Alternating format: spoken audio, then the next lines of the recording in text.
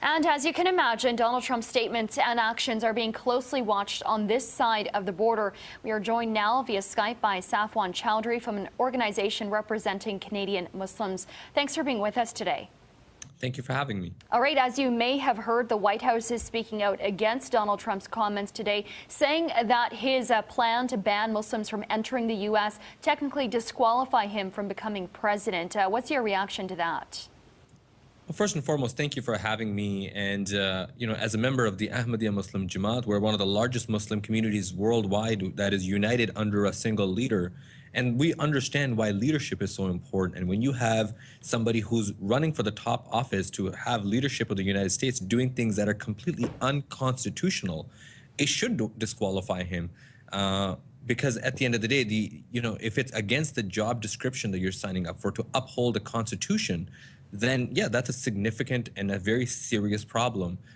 What concerns us the most here in Canada is when this type of dangerous rhetoric is being spread through the airwaves, and of course it's gotten plenty of media coverage, precisely what he looks for to up his polls. It can have a very dangerous ripple effect. And not only that, it actually plays right into the hands of the very terrorist, whom we all look at as a common enemy.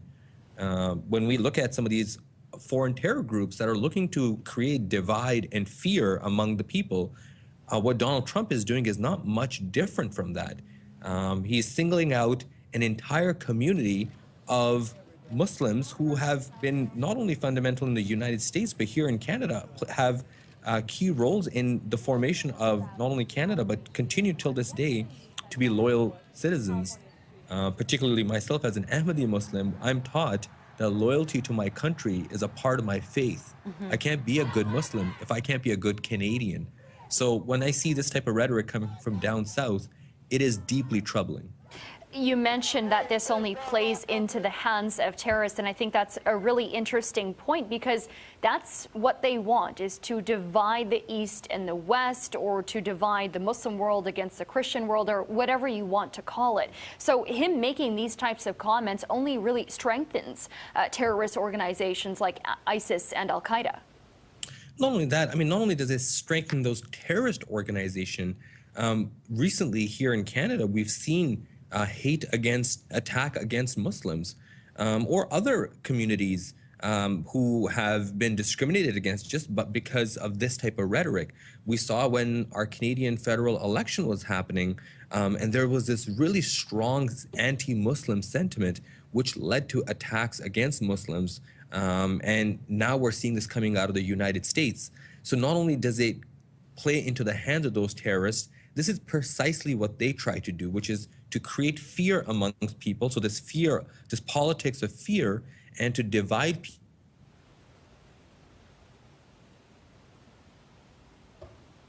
everyone as a citizen of the country, whether you're an American or you're a Canadian. It becomes a very, very dangerous rhetoric when you have somebody with his type of media coverage basically trying a similar strategy as the various different terror groups. How troubling is it, though, to hear, after he made those comments, people cheering? Well, whether it's in the United States or whether it was here in Canada during our federal elections when we had one of the parties come out with a very strong anti-Islamic sentiment. And again, there was some support for it. So it goes to show that there is a strong portion of society who is very anti-Muslim or holds these types of views. But we hope that they don't manifest in something more dangerous, or including attacks on Muslims and spread the fear of Islamophobia, which has really perpetuated ever since the Paris attacks, which we condemned in the strongest possible terms. It's interesting to hear you talk about this because, we've covered so many stories about this, and, we post these types of stories on our website, and we get a lot of reaction, a lot of comments from people, a lot of comments that you would probably just call racist or discriminatory. And I think as Canadians, we like to believe that we aren't those things. But what have these developments, these stories, what have they shown you about maybe a lot of people in our country? Well, I think one of the things that's really interesting is when Mr. Trump first came out to really build up his momentum, he launched this anti-Mexican campaign, this anti-immigration campaign, which saw a quick surge in his popularity.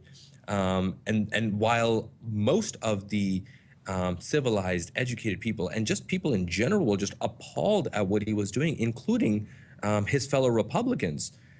Now he's gone one step further, and actually, after the Mexicans, he went after the African American community in the United States. Now he's going after Muslims, and these words have very strong ripple effects and have a strong reaction. What I'm curious about as a Muslim is not just what he said about Muslims, but what he said about immigrants, what he said about Mexicans, what he said about African Americans. Where and when do we draw the line? When and where is it too far? How deep can politicians go without having any consequences whatsoever?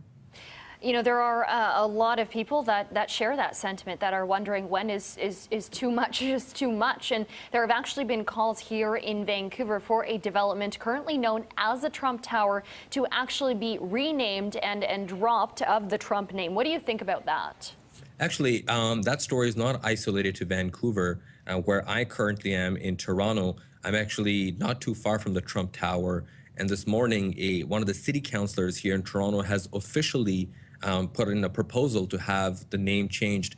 Now, I personally think, look, whether the Trump name changes off the building or not is not necessarily the solution to these types of things. And I don't think that singling out even Donald Trump, it's putting in, when we know, look, this is 2015, we do not, and we should not indulge in these types of politics.